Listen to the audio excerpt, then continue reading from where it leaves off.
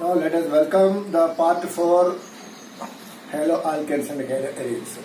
In this part 4 we will discuss about the chemical reactions that are involved in the haloalkanes and haloarenes, chemical reactions. So generally the following chemical reactions will be taken place in this one. So there are three types. One is nucleophilic substitutional reactions. Second one is elimination reactions. Third one is reaction with metals. So out of these three, first let us discuss about the nucleophilic substitutional reactions. Already we know that nucleophile is nothing but the group of atoms which are rich in electrons. Nucleophiles. These are called the nucleophiles. There are many nucleophiles we can see. OH ions, H2O, RO, and iodine, that is halogens, NH3, R-NO2, NH, that is primary amines, secondary amines, tertiary amines, nitriles, isocyanates, and nitrites, and cyanide compounds, isocyanide compounds. So like this, many nucleophiles are there. What they will do? They will supply the pair of electrons for bonding himself and they will make the bond. So that is nucleophilic substitution. So first let us see what is about the nucleophilic substitution and again. So nucleophile before going to this one, we should know about the two things. One is substrate and leaving group. So these 2 points we should know it first. So substrate is nothing but where the on which substance the nucleophile is attacking, that substance we will call it as substrate. Leaving a group, when it is attacking this one, whatever which is leaving the subtractor, that is called the leaving group. Example, in methyl chloride, CH3Cl. So this is called the substrate. And when nucleophile is coming and attacking this one, what will happen? Chlorine will be removed or halogen will be leaving the group and formed as halide ions. So when the leaving group is leaving the alkyl group, then what will happen? This carries the binding electrons between the carbon and chlorine. That is, 2 electrons will be carried by the chlorine atom and forms as Cl-. That means here it is having the less number of electrons for bonding and forms the carbocation. When a nucleophile is coming and attacking this carbocation, what will happen? The 2 electrons will be supplied, binding electrons will be supplied by the nucleus or nucleophile and making the bond. So, and at the same time, the halogen atom will be leave the group. And that's why a reaction will be formed, CH3NU, nucleophile is to be added and chlorine minus will be leaving the group. So these two are very, very important.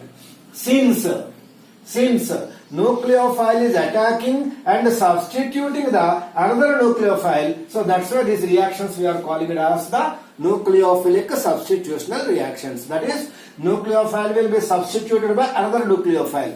So that's why these reactions are called the nucleophilic substitutional reactions. So example, RX, general RX, alkyl halide, when it is treated with the nucleophile means more number of electrons means minus, then what will happen? The products are RNU plus Cl minus, that is X. We leaving the group as anion, that is halide ion. It will be removed. So these reactions we will call it as nucleophilic substitutional reactions. So generally nucleophiles are 2 types. Nucleophilic reactions are 2 types. Unimolecular nucleophilic substitution by unimolecular, that is called SN1 reactions.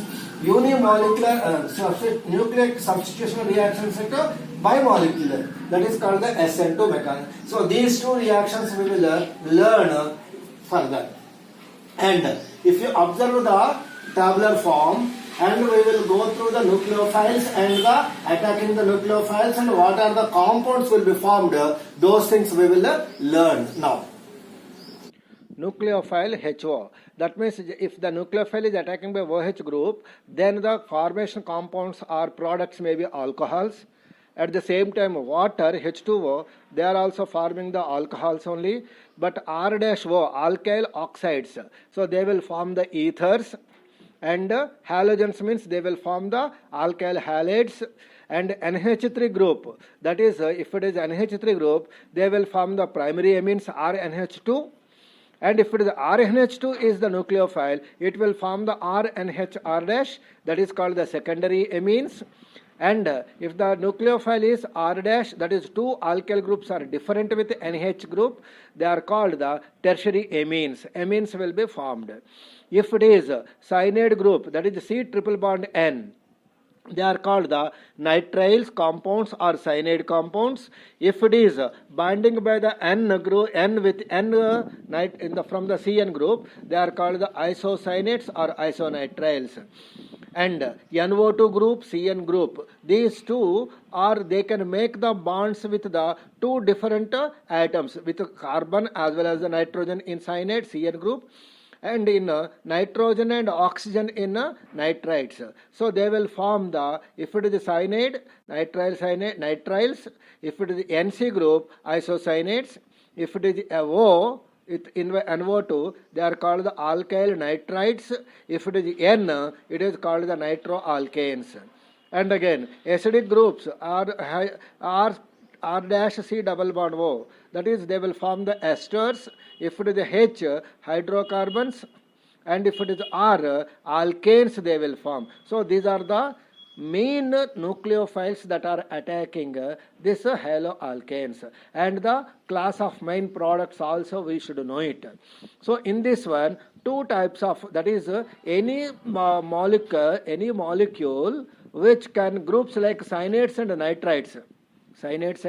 nitrites, they will possess the two nucleophilic centers, that is in CN carbon as well as a nitrite, in NO2 nitrogen as well as oxygen. They are called the ambident nucleophiles. They have given the structures very clearly in the textbook, so go through once, and the linkage through the components also they have given very clearly.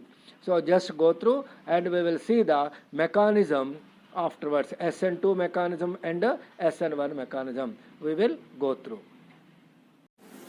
Nucleophilic substitutional reactions are mechanism.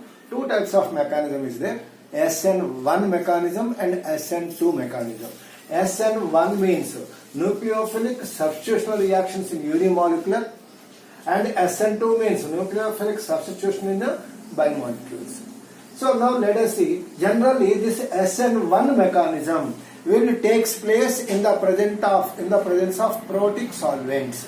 That means, example, water, acetic acid, and why? Because the alcohols, they will give the hydrogen very easily. In the presence of protic acids, protic is this one, SN1 mechanism will be taken place.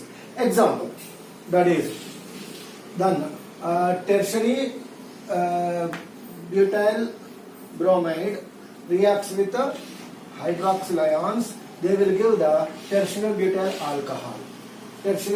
alcohol, and the bromine will be left out. Otherwise, it is in terms of you draw the structure IUPAC names, so 2-bromo, that is 1, 2, 3.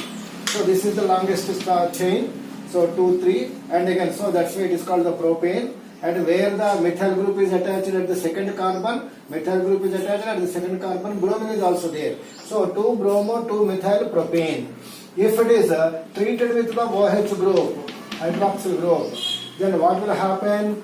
2-methyl, okay, and propane, and at the second carbon, hydroxyl group is there, alcoholic group is there. So the name is 2-methyl propan 2-ol. So like this you will get the products. While taking these products, sir, how the mechanism will be taken place? Generally, this SN1 mechanism will be taken place in 2 steps. How many steps are there? 2 steps. In the first step, cation formation, carbocation will be formed. Carbocation formation will be there first. Then this carbocation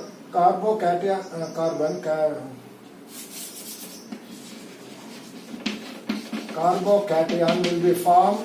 Then this carbocation will be attacked by the nucleophile.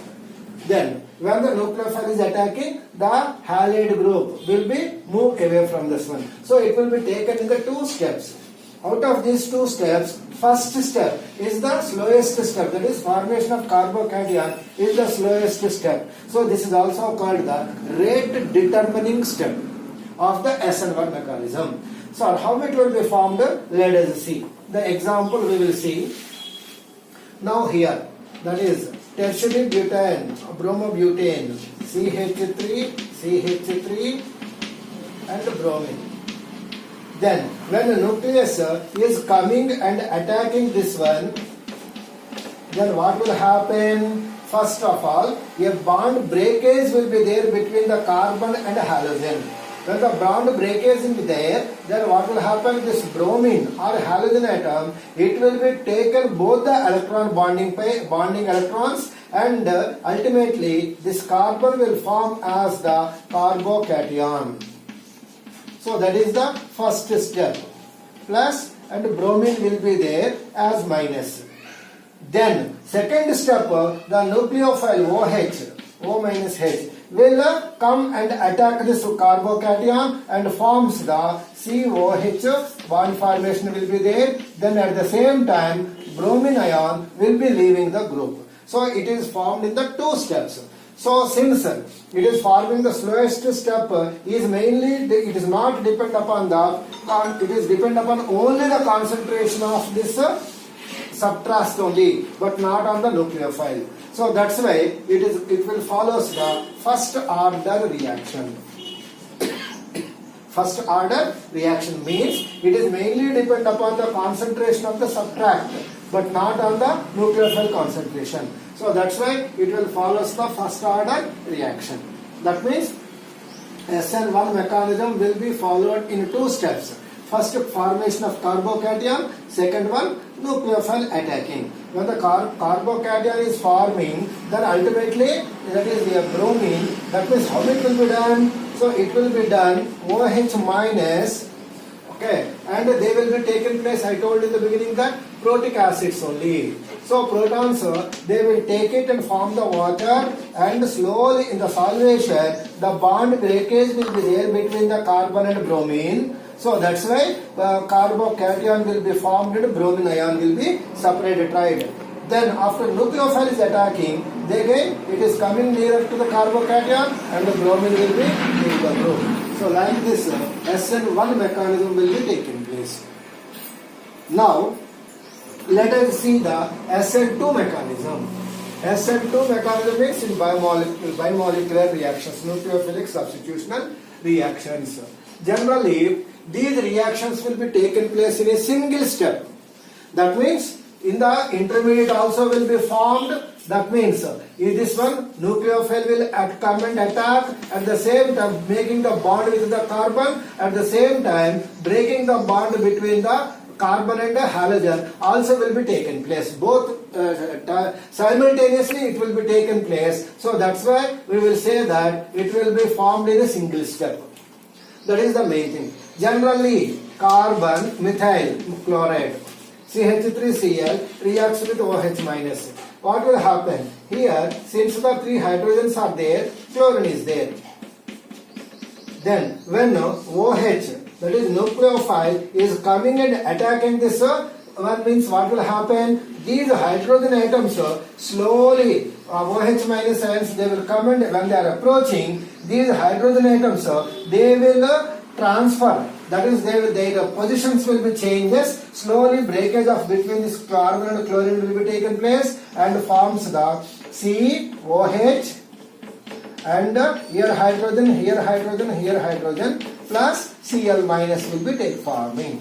So this is called the inversion. When OH, that is nucleophile, is coming and attacking this carbon atom, means what will happen? Whatever the hydroxyl carbon are there, these hydrogen atoms, they will move away from these positions, and slowly they will be inverted, just like it looks like the inversion of the original position. So that's why this is called the inversion will be taken place in formation of this SN2 mechanism. Here, generally simple halides, that is methyl chloride, ethyl chloride, they will be taken place this SN2 mechanism. But whereas in SN2 mechanism, SN1 mechanism, the third carbocation is the standard, that is formation will be standard, that is carbocation stabilization will be more and more, so that's why SN1 mechanism will be taken place in this one. So that is the main important difference between the SN2 mechanism and the SN1 mechanism. So if you understand, there is a relation, try to understand this one. A formation is given, SN1 mechanism, tertiary carbon atoms, that is third degree, and second degree, secondary, primary, that is minimum, that is CH3X compounds. If you observe this one, this will release us the SN2 mechanism, SN1 mechanism, this will go through the SN2 mechanism. That means SN1 mechanism will be there, tertiary, secondary, primary and methyl chloride. The opposite to this one is the SN2 mechanism will be taken place. So SN2 mechanism will be taken place in the tertiary halides is the least, and the simple alkyls it is the highest. Similarly, SN1 mechanism is the highest in the tertiary, that is due to the stabilization of the carbocation. So that's why it is the highest one. So secondary, primary and this one. So that is the main difference between the SN1 and SN2 mechanism. They will ask the question here, one more question, definite question. So in which compounds SN1 mechanism will be taken place? In which compounds SN2 mechanism will be taken place? In SN1 mechanism, just check whether the carbon atoms where the halogen is attached, is it the tertiary, secondary or primary? Then accordingly you can arrange. In the SN2 mechanism, just check it. If it is a tertiary, least SN2 mechanism will be there. So like the inversion will be taken place in the SN2, but whereas in SN1, same compound as it is, it will be formed. So this is about the SN1 mechanism and SN2 mechanism. This is the most important to try to understand, read the textbook.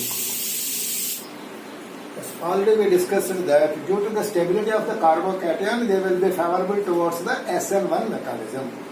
So same reason, for the same reason, in the allylic and benzylic halides, you know that what is allylic halides and what are the benzylic halides.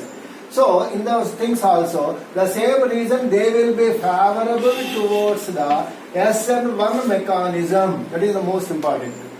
Allylic halides and benzylic halides. So example, this is the one, due to their resonance structures, stability of the carbocation. Stability of the carbocation, they are favorable towards the SN1 mechanism. Suppose methyl, that is 1 to 3, that is propene. If you take one propene or here also one propene, so they are having the resonance structures.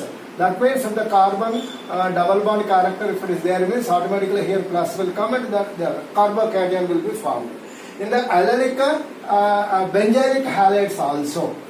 So in the benzylic halides also, example, due to the resonance structures, stability structure of the carbocation, they are favorable towards the SN1 mechanism. Stability character, suppose here methyl group is a nucleophile. So what it will do? It will shows the effect into this one. So ultimately the positive character for cation, carbocation will be formed here.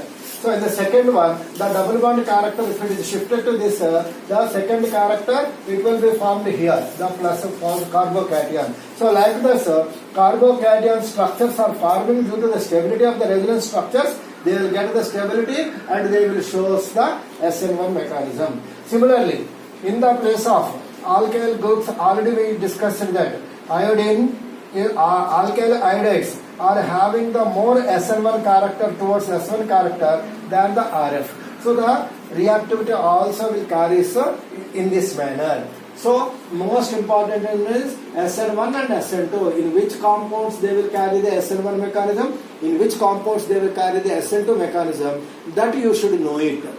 So third degree carbon atom, just check the carbon atom where the halogen is attached. Is it the tertiary, secondary or primary? Accordingly we can find out the SN1 mechanism or SN2 mechanism.